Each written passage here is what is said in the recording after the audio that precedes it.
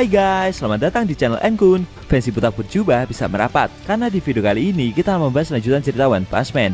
Setelah Saitama yang akhirnya berhasil keluar dari dalam peluru bumi dan akan melakukan pertempuran final melawan God. Lebih tepatnya kita akan mereview manga One Punch Man versi fanmade bagian kelima, karya akun Twitter Ceming Lab. Buat kalian yang belum lihat review chapter sebelumnya bisa klik link di deskripsi, atau bisa juga klik link di pojokan atas video ini ya. Nah, di cerita fanmade bagian kelima ini, pertempuran puncak antara Saitama melawan God yang sesungguhnya telah dimulai. Kira-kira apa yang akan terjadi ya? Penasaran? Oke, langsung aja kita bahas. Let's go!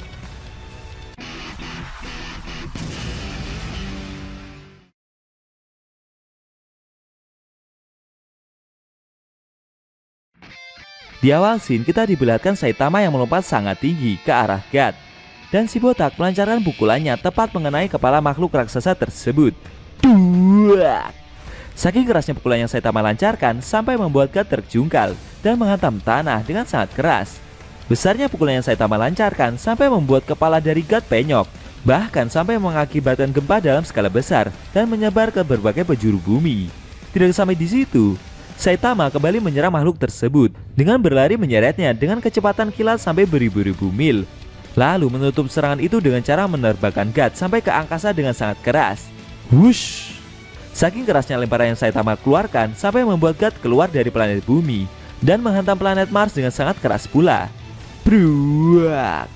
God yang terjatuh di planet tersebut sampai membuat area di sekitarnya mengalami kehancuran yang sangat besar. Namun di luar dugaan, dari batu debu yang tebal yang ada di permukaan planet Mars itu, God dapat berdiri dengan mudah. Dia seperti tidak mengalami luka sama sekali. Setelah sampai di planet Mars, God mengekstraksi elemen udara langka dari atmosfer planet tersebut. Lalu dia menguraikan dan menggabungkan unsur-unsur baru yang ada di dalam tubuhnya dengan apa yang ada di planet itu. Dan unsur tersebut lebih kuat dari karbon sekalipun. Setelah itu, God mengeluarkan kekuatan detektornya dan menganalisa tata surya yang berada di galaksi Bima Sakti. Dengan kemampuan mendeteksi lokasi, dia telah mempelajari posisi alam semesta. God sadar bahwa kali ini lawannya bukanlah makhluk biasa. Setelah menganalisa cukup lama, makhluk raksasa itu tiba-tiba amat sangat geram. Dia bahkan sampai memukul tanah dengan sangat keras, sampai membuat permukaan Mars mengalami kehancuran dalam skala besar. God tidak percaya, bagaimana mungkin makhluk tiga dimensi seperti Saitama bisa sangat kuat. Di sisi lain, si botak masih berada di planet bumi, dan dia melihat batu dimensi milik gadis Sita sebelumnya. Lalu dia memungut batu tersebut. Saitama merasa jika raksasa yang bernama God itu memang sangat kuat. Si botak juga penasaran di mana Genos sekarang, karena area tempat pertempuran mereka barusan sudah benar-benar hancur, seperti tidak ada kehidupan sama sekali. Sambil melihat area sekitar, Saitama mencoba mengingat ulahnya dalam menyerang God tadi. Dia merasa jika menyerang raksasa itu dengan menghempaskannya ke tanah dan melemparkannya ke angkasa adalah perbuatan yang terlalu ceroboh, hingga akhirnya membuat bumi ini menjadi hancur. Namun tiba-tiba si botak merasakan perasaan yang aneh. Lalu dia melihat ke arah langit di mana ada suatu titik cahaya kecil yang begitu terang. Ternyata itu adalah God yang mengeluarkan kekuatannya demi menarik Saitama ke tempat dia berada. Sambil menggenggam seperti peta bola yang bercahaya, God meminta si botak untuk datang ke hadapannya demi menyelesaikan urusan mereka. Lalu God menggenggam bola cahaya tersebut hingga hancur. Dan seketika Saitama yang posisinya sedang berada di bumi tiba-tiba dipindahkan ke planet Mars dalam kurun waktu yang sangat singkat. Wush! Efek perpindahan seperti teleport itu menghasilkan ledakan cahaya. Sedangkan si botak yang ditarik tersebut tidak mengetahui apa yang sedang terjadi. Dia hanya merasa seperti sedang ditarik oleh suatu kekuatan saja. Saitama yang ditarik dengan begitu cepatnya segera mendarat di permukaan planet Mars. Akan tetapi God tidak memberikan si botak kesempatan untuk bertahan. Dengan cepatnya, raksasa itu segera memukul Saitama menggunakan pukulan kerasnya. Di sisi lain, Saitama yang mencoba diserang itu juga merespons serangan tersebut dan melancarkan pukulan seriusnya. Duak! Benturan kedua kekuatan besar itu menghasilkan ledakan yang amat sangat besar. Bahkan efeknya membuat area di sekitar pertempuran mereka mengalami kehancuran dalam skala super besar pula. Membuat planet Mars yang mereka tempati perlahan mengeluarkan cahaya yang sangat terang. Dan akhirnya planet tersebut pun hancur lebur. Bagaimana lanjutan cerita pertempuran antara Saitama melawan God? Sayangnya scene harus berpindah sebentar. Diperlihatkan Genos yang sudah terluka parah. Perlahan dia seperti dihampiri suatu bayangan seseorang. Dan bayangan tersebut bertanya kondisi dari pahlawan cyborg itu. Ternyata bayangan tersebut adalah sebuah robot raksasa yang di dalamnya ada Dr. Kuseno yang datang untuk menyelamatkan Genos.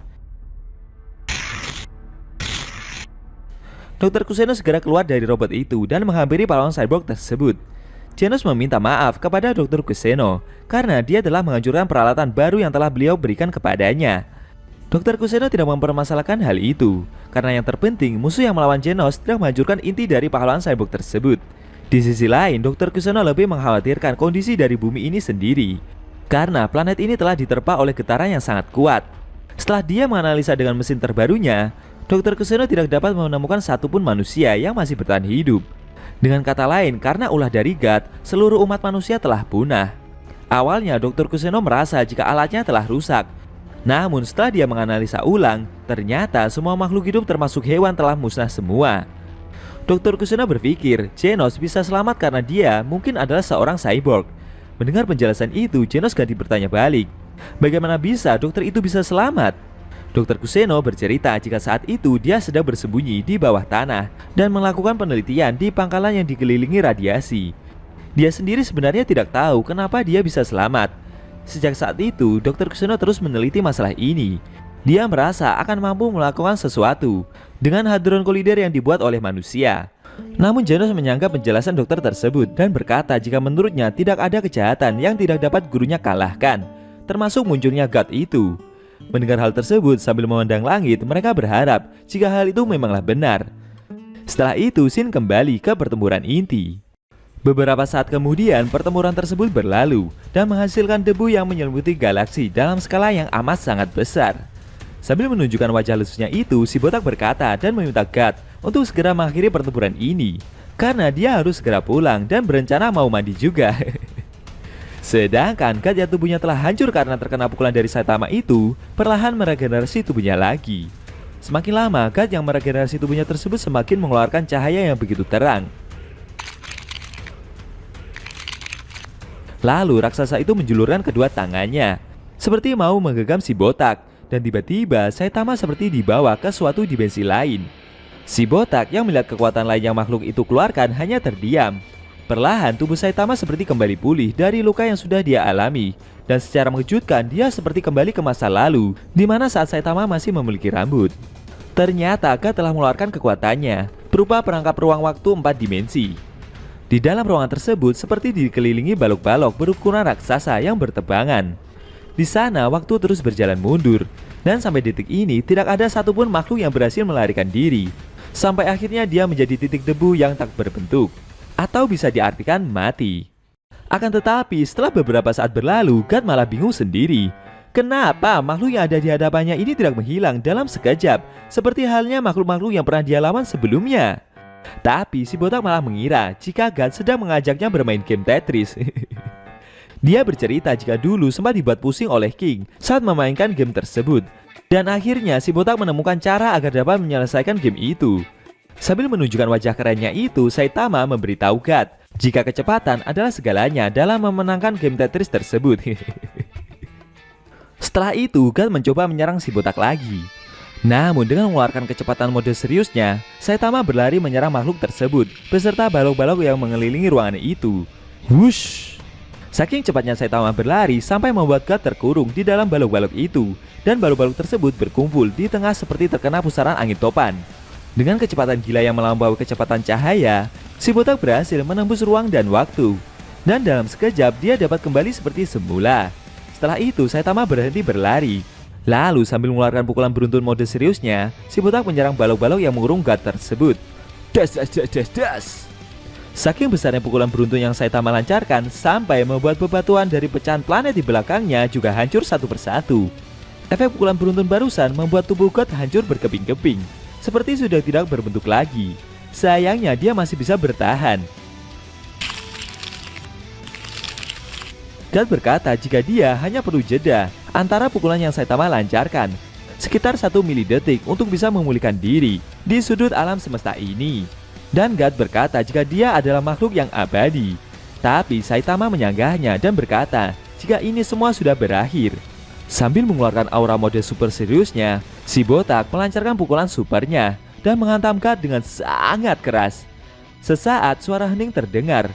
Lalu ledakan super besar terjadi. Duar.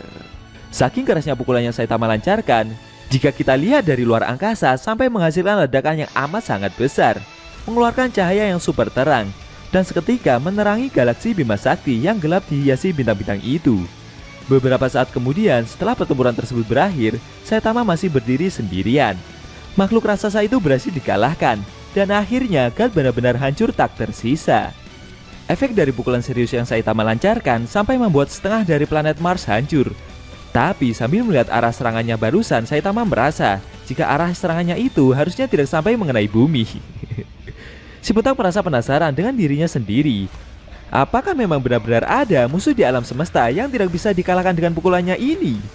Sesaat Saitama juga mencoba untuk menarik nafas. Namun karena dia berada di ruang angkasa, membuatnya susah untuk bernafas karena tidak ada oksigen sama sekali. Konyolnya si botak tidak mempermasalahkan hal itu dan menganggap ini semua sebagai latihan anaerobik biasa. Sekarang yang jadi pertanyaan adalah, bagaimana caranya Saitama bisa kembali ke bumi? Sambil melihat area sekitar yang sudah hancur itu, si botak seperti berpikir dan mencari ide. Dia juga teringat dengan batu ajaib milik gadis Cheetah yang dia bawa tadi. Si botak berharap agar batu itu juga bisa membawanya kembali ke bumi. Tiba-tiba dari belakang Saitama muncul pusaran cahaya yang semakin lama semakin membesar. Kejadian itu membuat si botak akhirnya menoleh ke belakang dan melihat apa yang sedang terjadi. Lalu secara mengejutkan, ruang angkasa tempat Saitama berada tiba-tiba berubah menjadi gelap gulita. Saitama yang melihat hal tersebut terdiam dan hanya menunjukkan wajah seriusnya itu. Sebenarnya apa yang si botak lihat? Pertama-tama mari kita kembali ke masa lalu. Tepatnya 15 miliar tahun yang lalu, ketika semuanya masih gelap dan hanya ada gambaran lengkap alam semesta berbentuk seperti kubus kaca yang di dalamnya ada bola kegelapan. Itu adalah prototipe alam semesta tanpa galaksi ataupun kehidupan. Pada saat itu beberapa gaya eksternal menyuntikkan antimateri ke alam semesta tersebut. Ketika antimateri itu menyentuh materi gelap, sesuatu telah terjadi dan mengakibatkan ledakan super besar, sehingga menghasilkan alam semesta yang tadinya sunyi berubah menjadi seperti diselimuti banyak kehidupan. Semakin lama, partikel-partikel baru dengan kesadaran diri muncul. Untuk bertahan hidup, partikel-partikel itu mulai berevolusi menjadi unsur jenis baru. Setelah jangka waktu yang sangat lama, galaksi dan planet-planet mulai bermunculan. Alam semesta perlahan dihiasi oleh bintang-bintang. Namun setelah menonton semua itu, dia seperti tidak puas dan dia memutuskan untuk campur tangan. Dia seperti mengekstraksi dirinya sendiri menjadi partikel dalam jumlah banyak, lalu membuat banyak kehidupan. Partikel-partikel itu memiliki kesadaran diri, namun mereka dibatasi oleh tubuh. Mereka juga bisa melewati beberapa dimensi. Akan tetapi hal itu telah mengubah kebiasaan diri mereka sendiri, dan akhirnya ekosistem alam semesta muncul. Karena keterbatasan tubuh, makhluk hidup harus mengandalkan sensor untuk bertahan, seperti penglihatan, sentuhan, dan juga motivasi. Sayangnya, kelelahan, kesakitan, dan kematian juga menjadi bagian dari semua makhluk hidup. Akan tetapi, beberapa makhluk hidup tidak mau menjadi seperti itu. Mereka memaksakan diri untuk memaksimalkan kemampuan dan potensi yang mereka miliki. Tujuannya adalah menghilangkan belenggu di dalam tubuh mereka, agar memiliki lebih banyak kekuatan dan kebebasan. Namun, jumlah makhluk seperti itu tidak terlalu banyak. Untuk hal tersebut, semuanya sepele seperti debu. Sebenarnya, apa yang membawanya ke alam semesta ini? Apakah dia merasa terancam atau karena alasan lain? Dia sebenarnya selalu menonton, tapi ketika sesuatu terjadi di alam semesta ini, maka dia akan turun tangan. Lalu scene terakhir diperlihatkan sesosok makhluk super besar yang melihat bola hitam dari sistem galaksi dan tata surya yang ada di alam semesta. Mungkin saja dia adalah dewa tertinggi atau bisa disebut sebagai Supreme God.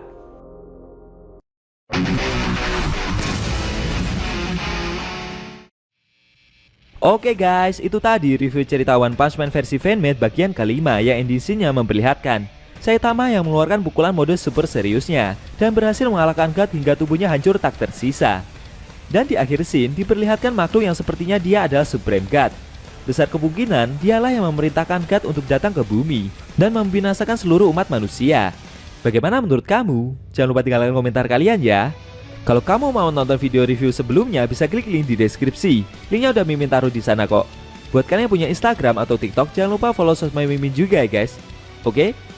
Tekan like kalau suka sama video ini dan dislike kalau nggak suka. Jika ada kata-kata dari Enku yang kurang pas, Enku mohon maaf dan sampai bertemu di video review cerita One Punch Man selanjutnya.